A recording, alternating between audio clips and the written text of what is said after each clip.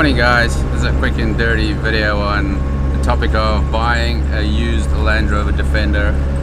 Am I actually qualified enough to share this info with you or to know what I'm talking about? Maybe, maybe not.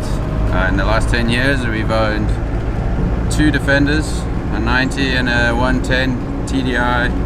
Owned a Discovery One, which was really cool, and I've been custodian of a 2015 Puma for about 5 years as well.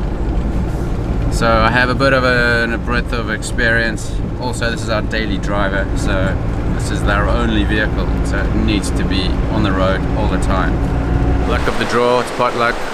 Some have good heating, others don't have any heating. Some have doors that stay open, others don't.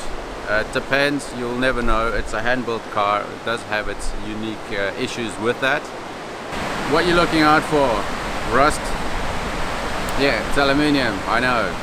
But the chassis is steel, bulkhead is steel, the door frames on the inside, that's steel. Go and look underneath any Defender door, you'll see rust there. Steel and aluminium don't like each other. They will cause osmosis, which means the aluminium starts to disappear. Rust on the bottom of the doors, always an issue. Make up your mind what you're prepared to live with.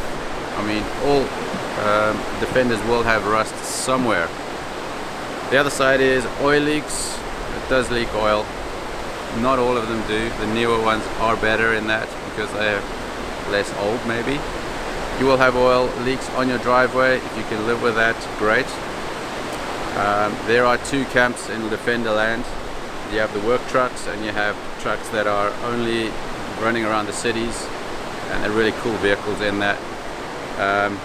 Normally the clean ones are looked after, parked inside. The work trucks, they have a hard life and you will have some issues. Be prepared for some bills, some repair bills in the beginning when you first buy it. This is going to happen. All Defenders have something that's wrong. CV joints, halves, shafts, lighting, electrics, all of that. But most of it, especially the older models, you can fix yourself. You and a Haynes manual, and you can get there on your own. Engine choice, I'm glad you asked. I think the starting point, the sweet spot, is probably the TDI, the 200 TDI, followed by the 300 TDI. These have sufficient power, 100 odd horsepower. They are sufficiently reliable, which is also quite important when you're considering a vehicle. You don't want to be stranded at the garage repairing your vehicle every second week. These engines are, however, at the beginning of the Euro emission standard, and they're not very clean. So if you're a bit worried about your neighbors and what their Tesla drivers will think of you, you might not want to consider this option. After that, just beginning of the 2000s, Land Rover developed the TD5 5-cylinder engine. To many, the epitome of the Defender engine. It has good power, very tunable, and gorgeous sound, just fantastic. And the only issue with that is it has some electronics problems, possible problems, which you need to be aware of. After the TD5, Ford came along and they put the Puma engines in there, which is basically a Ford Transit engine or Ranger. These are a lot more refined, they're cleaner, they're Euro 4, Euro 5-ish. They have good power, good torque. You can actually cruise comfortably on the highway. You can overtake, you can hit 140 kilometers an hour, which is quite a clip for a Land Rover. What are the things to consider? What do you look for in a Defender? It's not the same as any other vehicle. Price-wise, prices are all over the place. There is no sweet spot of 95 will cost 10,000 and a 2015 will cost 35,000. Could be the opposite. You decide your price, what you're willing to spend, and you go and search and you see what comes up. And you will be surprised how you get some really old beat up clunkers and some that look brand new that have been cruising the highways. Reliability is number one. Everybody is worried about their Defender that has an image of being unreliable, which is probably not fair, and I'll tell you why.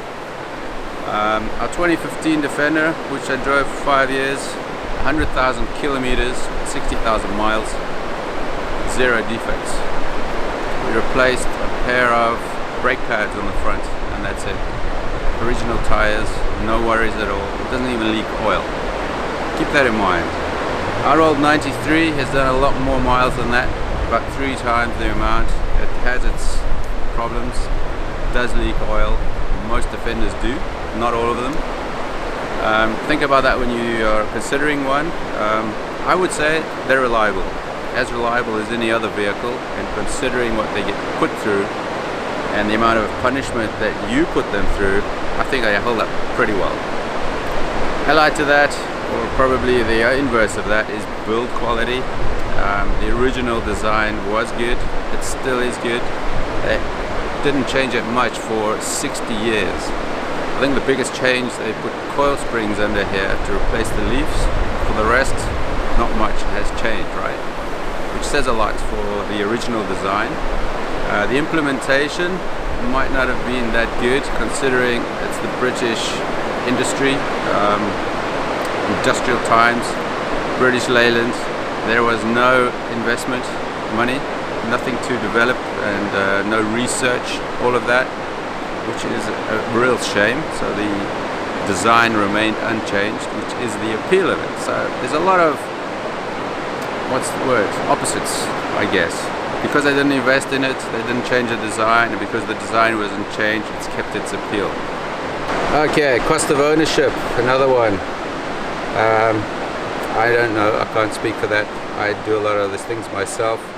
I have a garage next door to us who help me out as well. They're not very expensive, and that's the parts, as I mentioned, very cheap, doesn't cost much, apart from the big ticket items like gearboxes, transfer cases, water pumps, and steering boxes. Those are the big ones. What about spec? How do you spec your Landy? Well, basically there is no spec.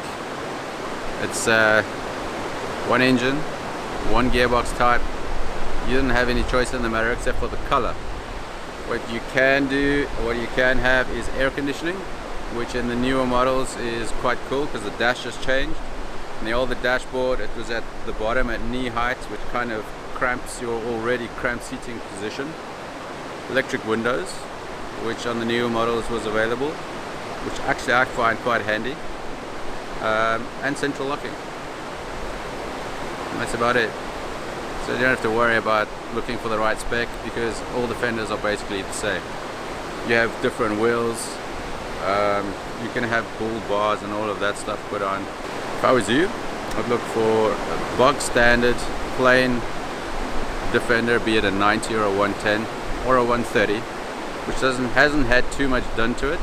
It's still fairly standard. It gives you a nice base to work from, and a lot of people who do their own repairs actually improve the vehicle, because the vehicle becomes more reliable than it was leaving the factory.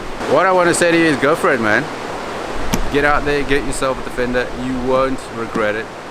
You will be paying a few repair bills in the beginning, but that's just the part of the character building of you, between you and the friendship with your vehicle. There's a huge community out there. Parts are cheap to source, and it has unmatched character, and the styling has remained unchanged forever. So if you like a nice mechanical vehicle, basic, this is the one for you. Bit of British styling in between of that as well. So guys, thanks for watching. I hope you enjoyed this one. Just a few short points on what to look for when you're looking for a Defender. Basically, it's potluck. Look out for some rust, and be happy with the amount of repair bills you will be getting. Let me know down below what you would give as advice to a new Defender owner. Catch you on the next one, and keep rolling.